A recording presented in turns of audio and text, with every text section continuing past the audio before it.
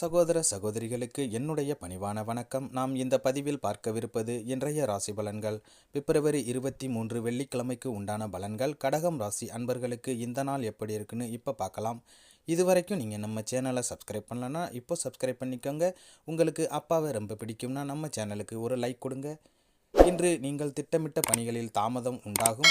தொலைதூர உறவினர்களின் சந்திப்பு கிடைக்கும். மற்றவர்களின் தேவைகளை நிறைவேற்றி வைப்பீர்கள். உயர் அதிகாரிகளால் சிறு சிறு அலைச்சல்கள் இன்று உங்களுக்கு உண்டாகும். வியாபாரத்தில் விவேகத்துடன் செயல்படுவது நல்லது. புதிய முதலீடு சார்ந்த விஷயங்களில் கவனமாக இருக்க வேண்டும். வாழ்க்கை துணைவரின் எண்ணங்களை புரிந்து நீங்கள் செயல்படுவீர்கள். வரவு நிறைந்த நாளாக இந்நாள் உங்களுக்கு இருக்கும்.